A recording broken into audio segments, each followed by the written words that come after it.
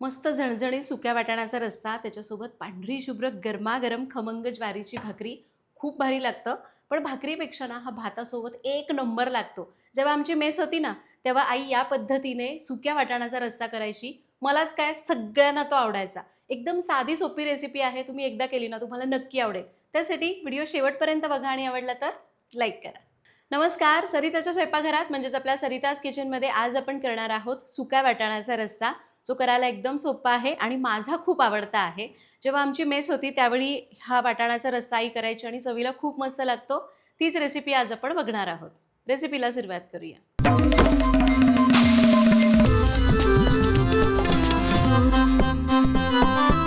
सगळ्यात पहिल्यांदा यासाठी लागणारं साहित्य बघू. त्यासाठी आपल्याला लागतील 200 ग्रॅम सुके वाटाणे, चवीपुरतं मीठ. वाटाण्याच्या वाटणासाठी आपल्याला लागेल पाव वाटी सुकं खोबऱ्याचा खीस, थोडीशी कोथिंबीर, 15-20 लसूण पाकळ्या.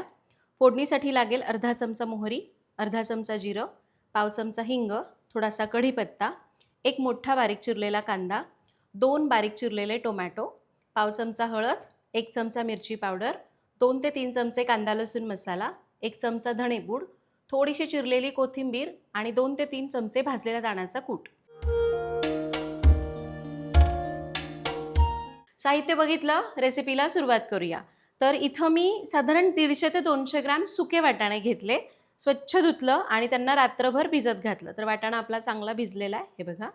आता आपण काय करूया, याला आधी शिजवून घेऊ. तर वाटाणा शिजवण्यासाठी मी डायरेक्ट कुकरमध्ये काढते. तुम्ही कुकरच्या डब्यामध्ये ठेवून जरी असा उकडून घेतला, शिजवून घेतला तरी चालेल.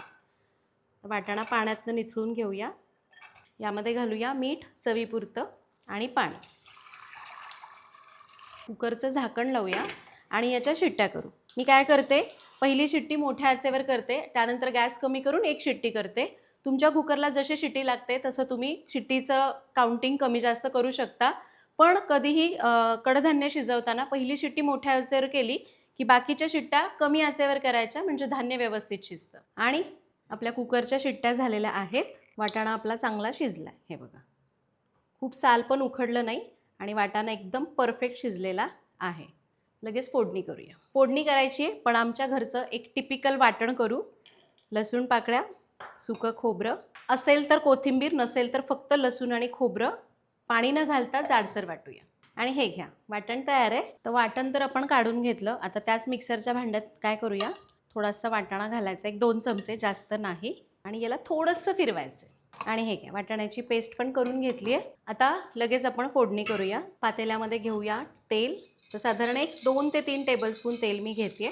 आणि हे आपलं सरिताज किचनचं लाकडी घाण्याचं तेल आहे, जे शुद्ध पारंपरिक आहे, ज्यामध्ये आपण केमिकल्स वापरत नाही. एकदा जरूर वापरून बघा. ऑर्डर करण्याची लिंक डिस्क्रिप्शन बॉक्समध्ये दिलेली. तेल गरम झालं, यामध्ये घालूया मोहरी. मोहरी तडतडून द्यायची. मोहरी तडतडली, जिरं घालूया, हिंग, तयार केलेलं वाटण आणि कढीपत्ता. याला परतून घ्यायचं. हे वाटण कोरडं असतं, त्यामुळे फार वेळ परतावं लागत नाही. वाटण परतलं, आता घालूया एक मोठा बारीक चिरलेला कांदा आणि त्यासोबतच टोमॅटो घालू. याला टोमॅटो मी थोडा जास्त घालते, माझी आई बिना टोमॅटोचं करायची. आता याला चांगलं परतून घेऊया. 2 ते 3 मिनटं टोमॅटो कांदा चांगला मऊ होईपर्यंत परतायचं. आणि हे बघा, कांदा टोमॅटो मस्त भाजलाय. मी थोडंसं तेल घातलं कारण खूप कोरडं वाटत होतं.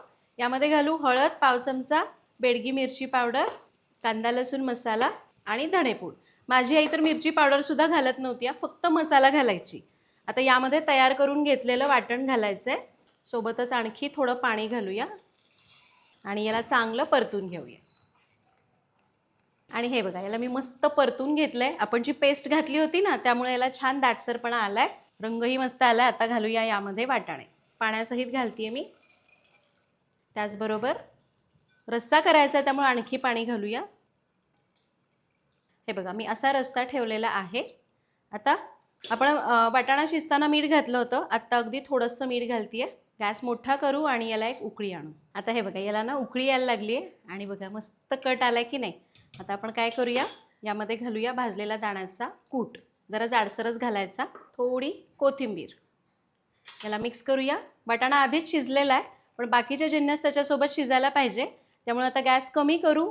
याच्यावर अर्धवट झाकण ठेवायचं किंवा असंच न झाकता 4 ते 5 मिनटं मंद आचेवर शिजवून घ्यायचं. आणि हे बघा, 5-6 मिनटं मंद आचेवर उकळलं आणि आपला हा वाटाण्याचा रस्सा तयार झाला आहे. रस्सा कसा असावा, फक्त तर्री नको हा जो आतला रस्सा असतो ना त्याचा रंग पण असा पांढरट येता कामा नये. अगदी परफेक्ट रंगावर आपला हा वाटाण्याचा रस्सा तयार झालाय.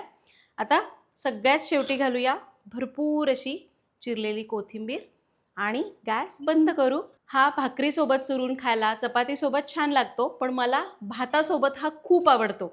खरंच एकदा तुम्ही हा रस्सा करा, सोबतीला भात करा. समजा असं मसाले भात करायचा प्लॅन आहे, पण मसाले भात वगैरे असं काही नको आहे, तर साधा भात करायचा, हा रस्सा करायचा, त्याच्यासोबत काहीही नसलं तरी हा खूप मस्त लागतो. तर तुम्ही पण या पद्धतीने ही सुक्या वाटाण्याची रेसिपी नक्की करून बघा. तुमच्याकडे काही वेगळ्या ह्याच्या रेसिपीज असतील तर मला कमेंट्समध्ये सांगा. भेटूया पुढच्या भागात. धन्यवाद.